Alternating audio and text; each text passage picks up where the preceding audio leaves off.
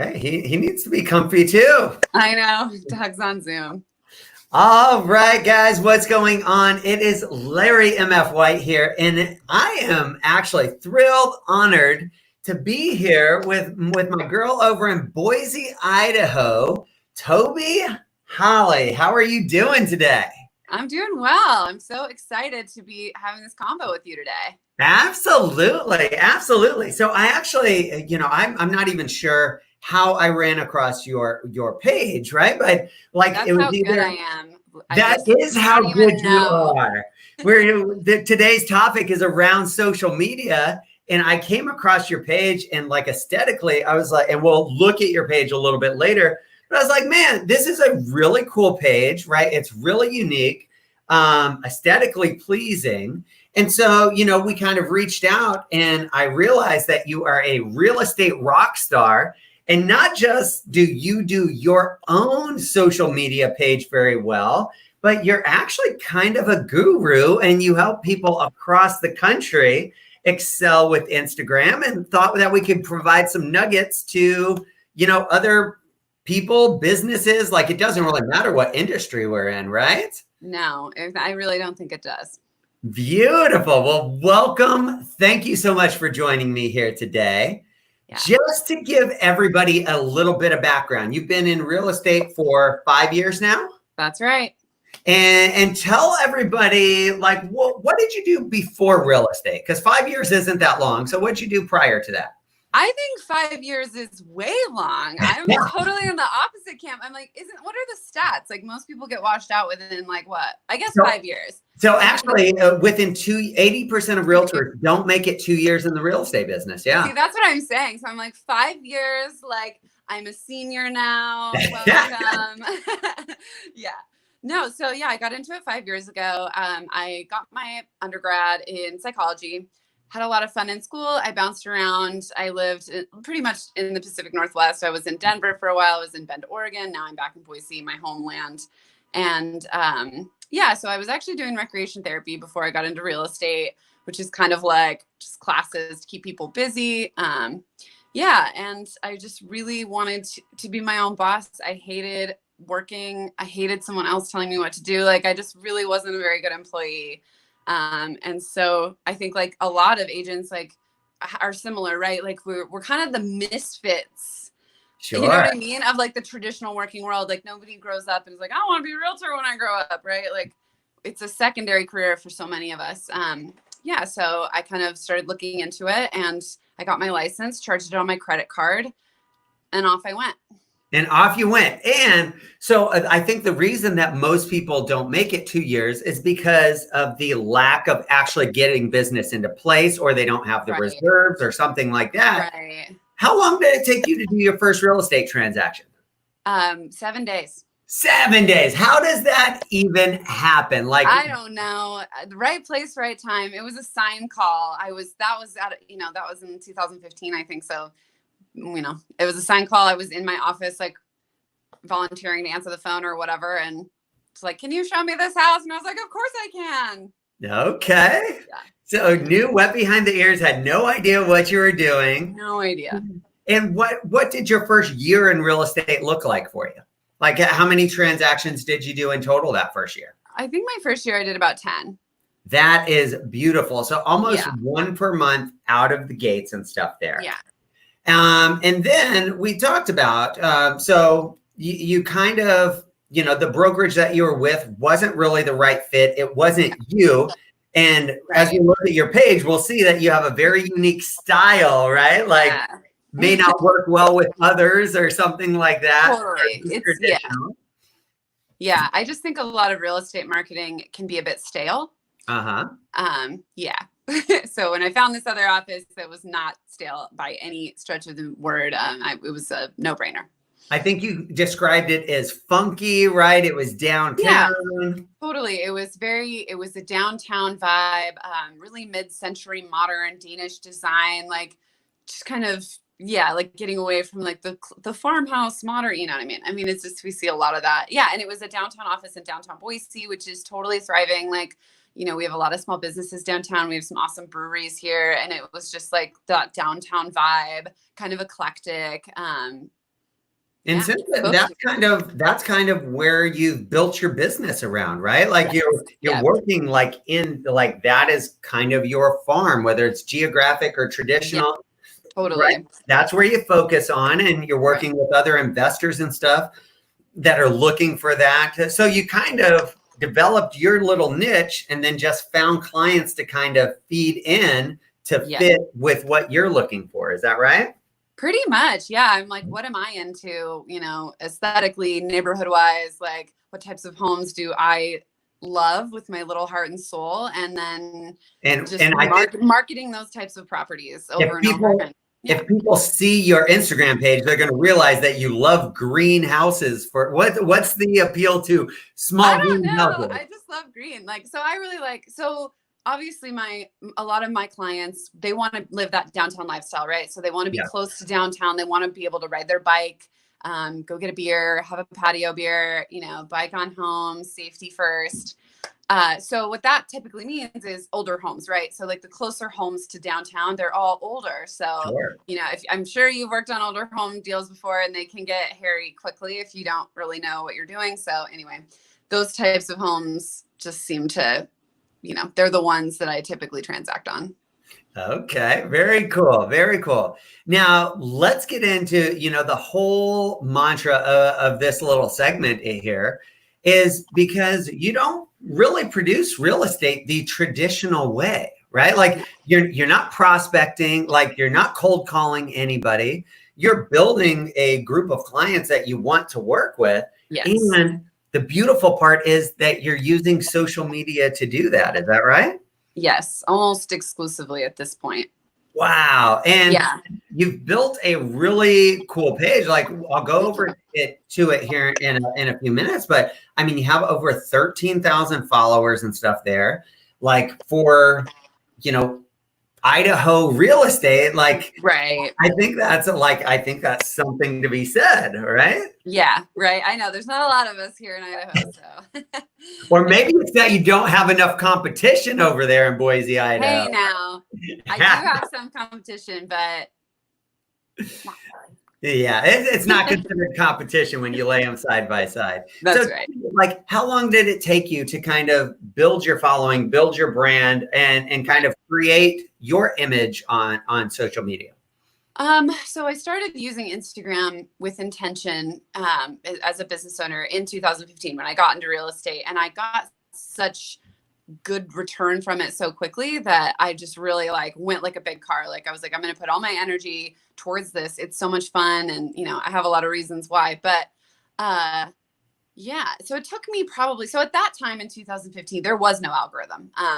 So it was really the wild, wild west, which was great. So a lot of my growth was pretty explosive in the first couple of years and then kind of slower as the algorithm came in. Facebook obviously purchased Instagram. They took over and a lot of changes happened on the back end of Instagram at that time. So, which is not necessarily a bad thing. I think it just forces all of us creators to kind of reapproach our process every now and then, but Sure. yeah. Sure. And so when did you start building kind of your profile? Was it around 2015 or had you started Yeah, it was ahead of time? well, I think I had an account. I got it in 2012, but in 2015 is when I became an agent that I was like, okay, I want to use this to generate business. Beautiful. And so, like we said, you're almost exclusively using this as your only form of lead generation right now. That and my sphere. What's that? That and my sphere. That in your sphere. But I would assume a lot of your sphere is also connected with you through social media and Instagram. Would that be right? Yes, absolutely. And so, like, when I talk about like you're using that to actually produce business, I think a lot of real estate professionals are constantly posting things that get minimal engagement and that don't actually get people to engage and talk to them. So Right. what do you do differently than everybody else to kind of get that engagement from the people that you work with? Yeah, I do a lot differently. So, I did some consulting in the last like year and a half with a lot of agents. And so I spent a lot of time looking at the average agent profile. So the average agent profile has anywhere from like maybe 100 to 1,000 followers, give or take. They're posting almost exclusively real estate content. they're posting content that they're getting from their brokerage, or they're getting from maybe their admin on their team making some custom graphics. And most of their engagement is coming from their title reps or their fellow agents or their mortgage lenders, right? Which is not what we want. That's not going to generate business, which is the ultimate goal. So yeah, a lot of what I did in the beginning was I looked at other industries and saw how they were using Instagram as a sales funnel, like as a part one of a click funnel, right? Sure. And really taking those concepts and applying them to myself. I think the stat is that people buy and sell real estate like 6 or 7 times in their lifetime. So that means that real estate specific content, if you're only producing that, you're going to have a really challenging time generating interest and engagement and buzz around that type of content, because it's just harder. And what do we know about selling houses? We know we're not selling houses. What we're selling is a lifestyle. We're selling a dream. So for example, this is a good shot right here that you've got up here. So what am I selling here up in the, and I'm in the yellow sweater. I'm in McCall, which is a beautiful recreation area, an hour and a half outside. Yeah, that one outside of Boise. Down on the lower side, though, those are morel mushrooms that pop up in the spring. It's actually almost morel season, and I can't wait to get out there and start picking. So these are just examples. I'm selling a lifestyle here, right? I'm selling these are the things that you can do if you live in Boise. I'm at a local store here with a local paper in the shot. So yeah, you can see I'm selling a lifestyle. I'm not selling a house. Nice. I love it. And so, the reason I pulled your page up here is so that people can see, you have a couple of houses, but yes, that's almost the exception and not the rule. So you're using this to build rapport and relationship with people, to be like, look, I'm like you, right? I have similar interests. And I think that's where a lot of agents get lost. Yes. They want to post all this data, but as you mentioned, if I'm only buying a house or selling a house once every 5 or 6 years, that's the only time that content is going to be interesting to me, right? And even then you're pushing it. I see a lot of real estate content. I'm in the industry and I don't care some of the time. You know what I mean? Even if it is top of mind, it's still going to be difficult to perform, especially if there's no cohesiveness to it. So when you do see houses on my feed they're very intentionally selected. They go with the type of home. So for example, I pretty much only post, homes that are close to downtown Boise. I post a lot of craftsmen's, some occasional farmhouse, but it's a very specific type of home. So I have an avatar of who my ideal client is that's very, very specific. And so I'm really catering to that audience rather than, for example, posting acreage out in the rural areas, or, a vacation home, or a high-rise condo. I'm not all over the place. It's very specific. One thing that I want to point out, because I coach and train a lot of agents across the country, is you didn't come right out and say this, but what I'm taking from this is that you started with a plan, right? Exactly what you're going after. So you have a goal in mind, and then you created a plan to be able to achieve that goal. Yes. And whether that is through Instagram, whether that's through open houses or prospecting, that's what it starts with. What do you want to produce from this activity? And then you build a plan to actually get that. So kudos to you. And I just wanted to make sure that people realize what you're talking about, and we put it into layman's terms for them. Yeah, for sure. So let's get into the meat and potatoes here. So I want to leave people here with you coach, train, you consult people on Instagram specifically. You boycotted Facebook at this point in time. I did. It's too expensive. That's a totally different topic, right? But if people wanted to create business and create leads like you and not pay anything for them, because you don't boost your ads, you don't spend any money on marketing and advertising via Facebook, correct? No, or Instagram. I've never run an ad on my own page. For some that I consult with and manage, I do, but not on my own. Okay. So if somebody wanted to follow your path and create 20 plus deals a year without spending any marketing dollars, where would they start? And I want to go through what are 3 takeaways that agents would have to do? What would be the first thing that you would say agents have to start with if they want to have a presence and use this for lead generation? Sure. So I think step 1 is really taking a step back. So you make the decision, I want to do this thing. I want to produce leads from social media, my Instagram. Okay, great.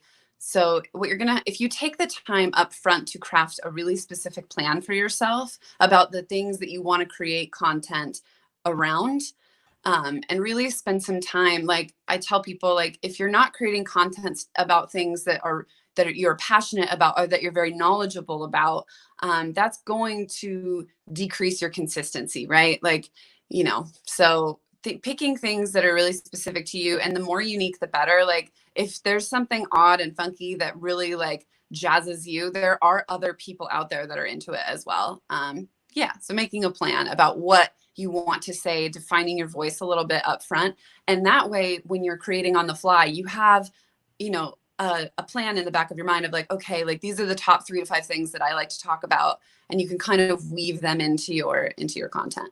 Right. So just to reiterate, step 1 is kind of create that plan.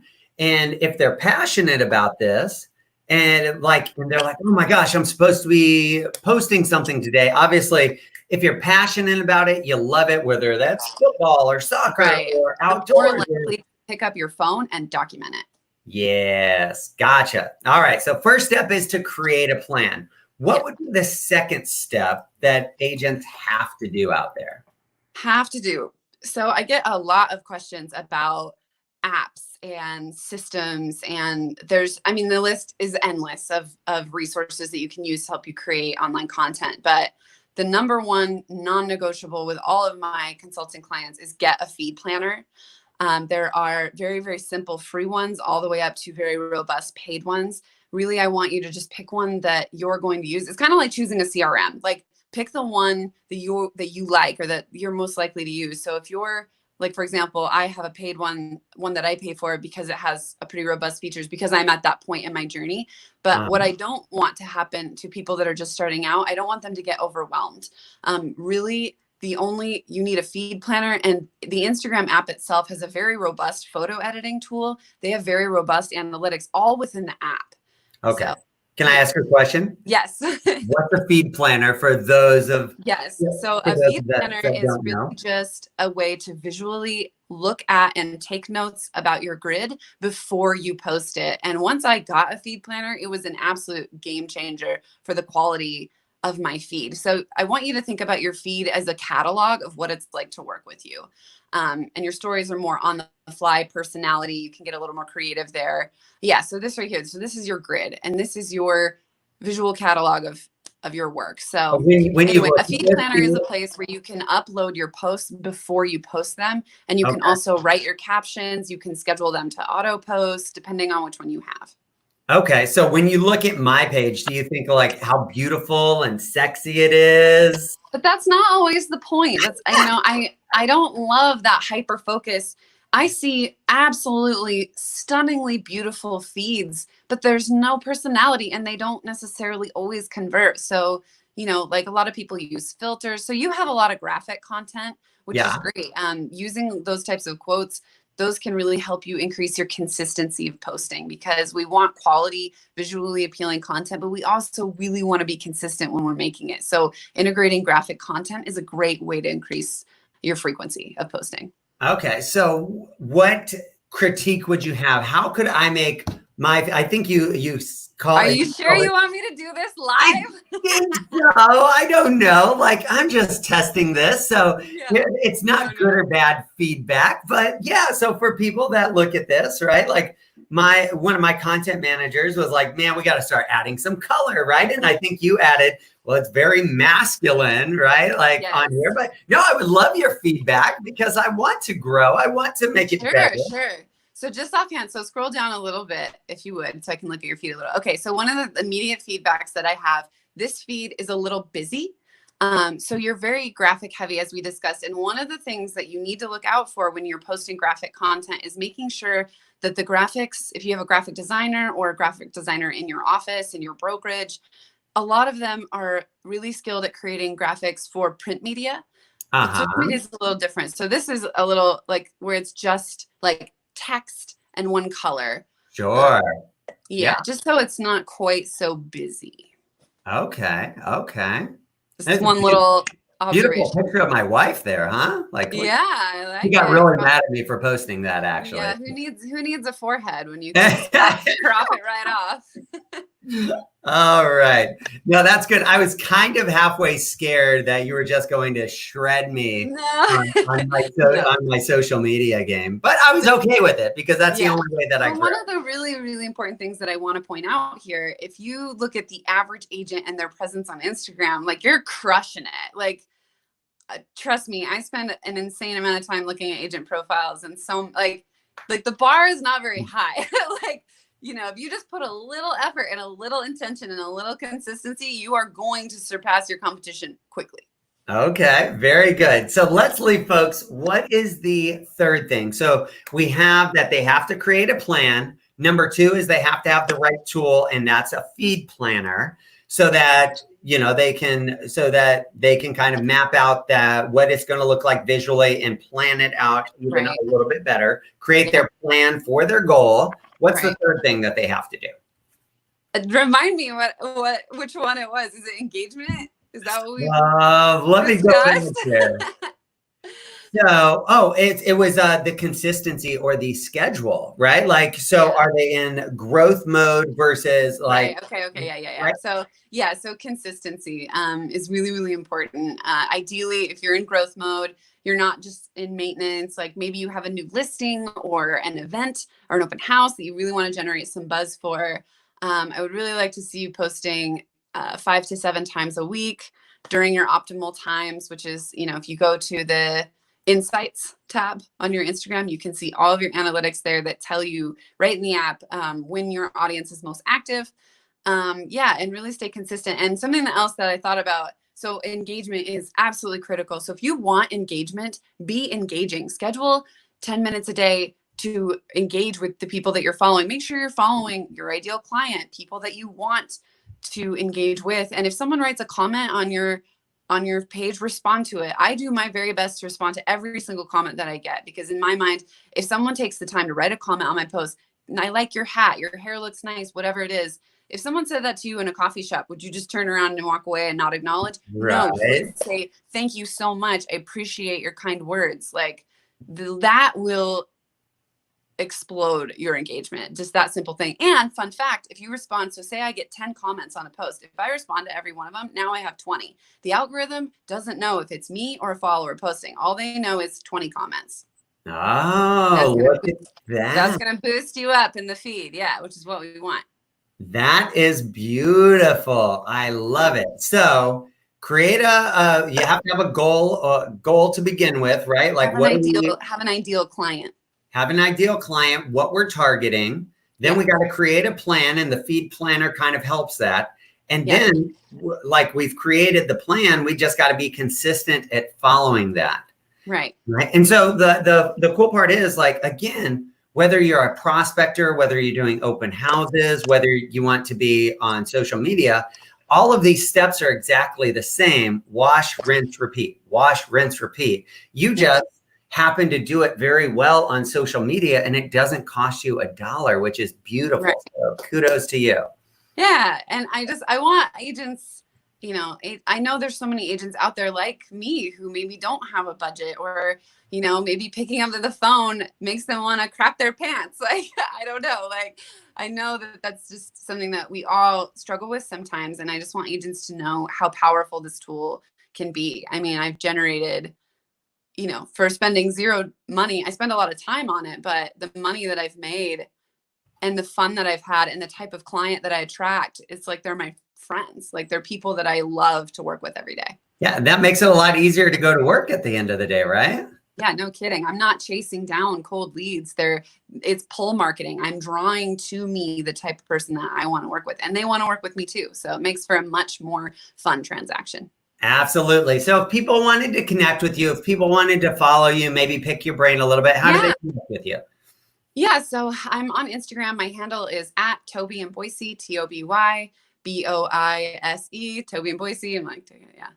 So that's really the best way to get a hold of me. I respond to my DMs, more quickly than I do text messages or emails, which a lot of my friends and colleagues know about me. If you want to get in touch with me quickly, go there. But yeah, send me a message and follow along. I share a lot of tips on my page for agents, and as the algorithms change and update, I will, post about that every now and then. So beautiful. Well, I think that we'll do a lot more. Like, there's so many different ways that we could go into as far as social media and stuff is concerned. So maybe we'll do some live links at some point here in the future and just carve out some little nuggets, one thing here, one thing there, and just keep, dropping little pointers for people that want to make this a part of their business plan. Yeah, absolutely. I would love that. Beautiful. Toby, I love you. Thank you so much for your time today. Oh, it's so appreciated. Yes, I look forward to working with you more here in the future. And if I can be of any sort of help or resource, let me know, and I'm here for you. Awesome. That sounds great, Larry. Thanks so much for having me. All right, guys. Have a great day.